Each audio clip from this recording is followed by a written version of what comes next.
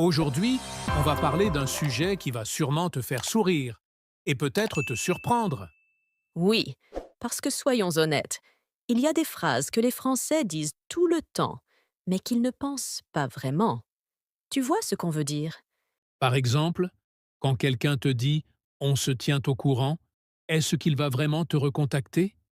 Hmm, pas sûr. Exactement. Alors aujourd'hui, on va décortiquer ces petites phrases du quotidien, comprendre ce qu'elles veulent vraiment dire et t'aider à les interpréter correctement. Prépare-toi à découvrir le vrai sens caché derrière ces expressions françaises. Phrase 1. On se tient au courant. Tu sais cette phrase qu'on entend partout, genre à la fin d'un appel, d'un message ou même d'un café rapide avec un collègue. Bon, on se tient au courant. Eh bien, c'est un grand classique. Mais il faut avouer quelque chose. Souvent, ce n'est pas une vraie promesse. C'est une formule de sortie, une manière polie de conclure, sans devoir prendre un vrai engagement. Exactement. Ça peut sonner comme un projet en suspens, mais dans 80% des cas, il n'y aura jamais de suite. Tu vois? C'est pas méchant. C'est juste une façon de garder une porte ouverte, sans vraiment vouloir l'ouvrir. C'est comme dire «oui, pourquoi pas», quand on sait très bien qu'on ne va pas le faire. C'est une fausse promesse douce. Et pourtant, pour un apprenant de français, ça peut être super confus. Tu te dis «Ah, super, on va vraiment se revoir». Mais en réalité, l'autre personne est déjà passée à autre chose. Ce n'est pas contre toi, c'est juste une habitude sociale française. On adore rester vague, parce que c'est plus confortable que de dire franchement non. Et ce qui est drôle, c'est que même entre natifs, on se fait avoir. Combien de fois j'ai entendu «on se tient au courant» et j'attends toujours le message. Moralité, si tu veux vraiment revoir la personne, propose une date précise. Genre, tu veux qu'on se capte mercredi? Sinon, prends on se tient au courant comme ce que c'est vraiment.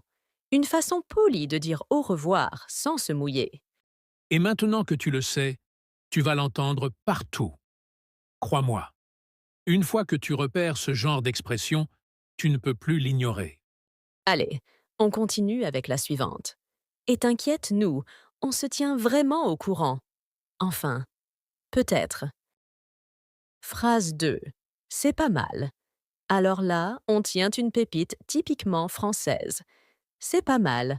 Ça a l'air super neutre, voire un peu tiède, non?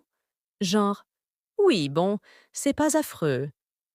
Mais en vrai, dans la bouche d'un Français, c'est un compliment déguisé. Une manière élégante, parfois même un peu timide, de dire que quelque chose est bien, voire franchement très bien.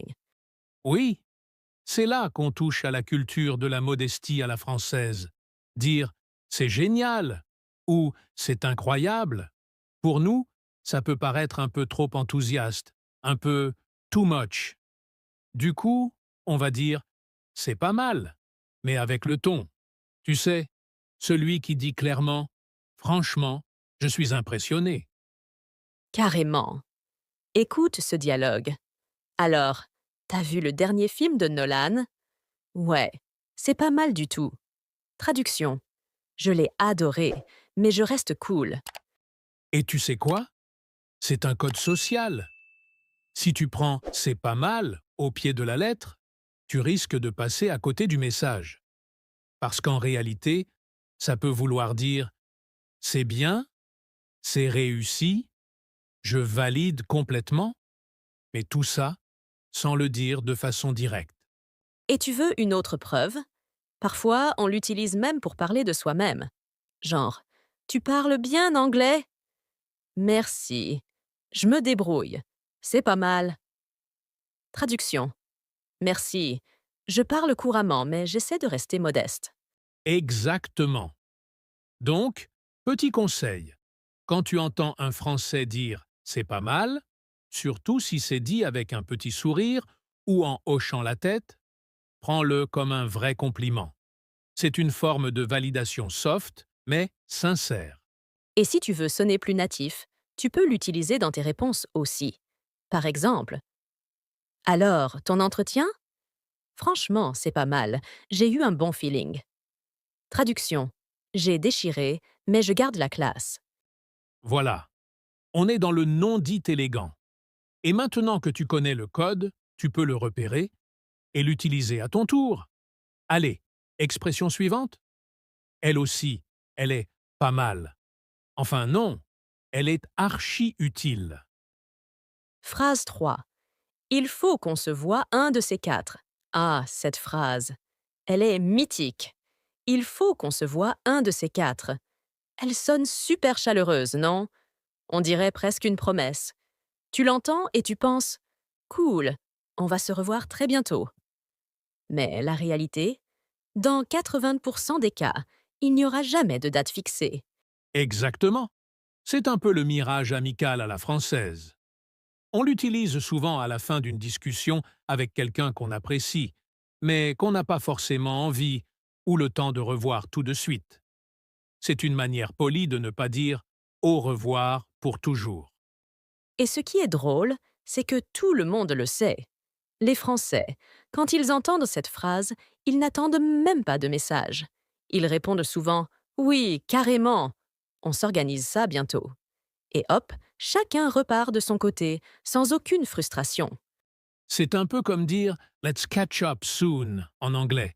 Sauf que tu sais très bien que ce soon est très vague. Et attention, ce n'est pas forcément hypocrite.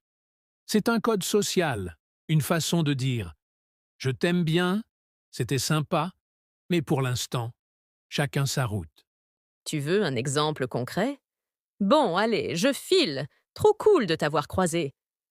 Oui, carrément. Il faut qu'on se voie un de ces quatre. Grave. À très vite. Résultat. Il ne se passe rien. Aucun texto. Aucun plan. Et c'est normal. Mais attention, le ton et le contexte peuvent tout changer. Si quelqu'un te regarde dans les yeux, insiste un peu, propose une idée genre un café la semaine pro, là c'est sincère. Sinon, prends-le comme une formule de clôture de conversation, sympa mais floue. Donc, si toi aussi tu veux paraître super français sans trop t'engager, cette phrase est parfaite. Elle montre de la sympathie, elle garde la porte ouverte, mais elle n'exige rien. Et toi, dis-nous dans les commentaires, est-ce que tu t'es déjà fait piéger par cette phrase? Ou est-ce que tu l'utilises toi-même maintenant que tu connais le vrai sens? Phrase 4. Je ne dis pas non. Alors celle-là, elle est super subtile. Je ne dis pas non. Tu pourrais croire que c'est un oui, un feu vert. Mais en vrai, pas du tout. C'est souvent une manière polie de dire peut-être, mais je suis pas super chaud. Exactement. C'est une fausse acceptation, une zone grise. Genre, t'as pas envie de dire non direct, mais t'es pas convaincu non plus. C'est un peu le je vais y réfléchir français, mais en mode encore plus vague. Tu veux un exemple concret? On pourrait aller voir ce film d'horreur ce soir? Je ne dis pas non. Tu vois? C'est ni oui ni non. Ça veut dire je veux pas te vexer, mais j'ai pas très envie non plus. C'est aussi une technique pour gagner du temps. Tu laisses la discussion ouverte, tu gardes le contrôle. Et surtout, tu ne prends aucun engagement immédiat. Et attention, selon le ton, ça peut même être ironique. Tu veux m'aider à déménager dimanche matin à 7 heures? Je ne dis pas non. Traduction, mais franchement, j'ai zéro envie. Ce que les étrangers comprennent mal, c'est que cette phrase est tout en nuances. C'est typiquement français, parce qu'en France, on n'aime pas dire non trop brutalement. On préfère suggérer qu'on n'est pas sûr, qu'on va voir, qu'on y pense. Donc, si tu entends je ne dis pas non, n'organise pas ta soirée autour de ça tout de suite. Pose d'autres questions, observe la gestuelle, et si tu veux vraiment une réponse, demande. Donc, on y va ou pas? Et toi, t'as déjà dit je ne dis pas non pour ne pas vexer quelqu'un? Ou t'as cru que c'était un oui? Raconte-nous ça en commentaire. C'est du vécu pour beaucoup d'entre nous. Phrase 5. Je vais réfléchir. Alors, celle-là, c'est une grande classique en France. Je vais réfléchir. On pourrait croire que la personne va vraiment prendre le temps de peser le pour et le contre. Mais soyons honnêtes, dans 80% des cas, c'est un non déguisé. Exactement. C'est une formule douce, très diplomatique. Tu proposes un truc, l'autre ne veut pas te vexer, alors au lieu de dire non merci, il sort un je vais réfléchir. Mais tu sais déjà que tu n'auras pas de réponse. Écoute ça. Tu veux venir à mon cours de yoga à 6 heures du matin samedi? Euh, je vais réfléchir. Traduction. Jamais de la vie. C'est comme un petit parapluie social. Ça permet d'éviter un malaise. Et c'est typique en France. On préfère passer par des détours plutôt que d'être frontal. Un vrai art de la nuance. Mais attention, ça peut aussi être sincère parfois. Si quelqu'un dit « je vais réfléchir » avec un ton vraiment sérieux, un regard concentré, peut-être qu'il hésite vraiment. Donc, faut écouter le ton, observer le contexte. Et c'est aussi un bon outil pour toi, si tu es apprenant. Si on te propose quelque chose et que tu ne veux pas dire non trop vite, tu peux répondre poliment. Je vais réfléchir, je te redis bientôt. C'est mieux que de dire non, surtout si tu veux garder la porte ouverte. Mais bon, si quelqu'un te dit ça, garde en tête que c'est souvent un non en robe de chambre. Tu l'as déjà utilisé, toi, je vais réfléchir, juste pour éviter un moment gênant?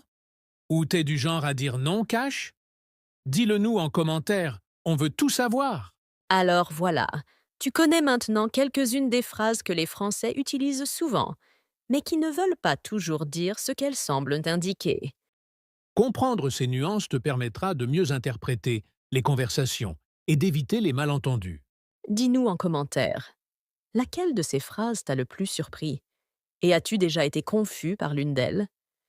Si ce podcast t'a plu, n'oublie pas de t'abonner, de liker et de le partager avec tes amis qui apprennent le français. Merci d'avoir été avec nous aujourd'hui. Continue à pratiquer, à écouter et surtout à t'amuser avec le français. À très bientôt.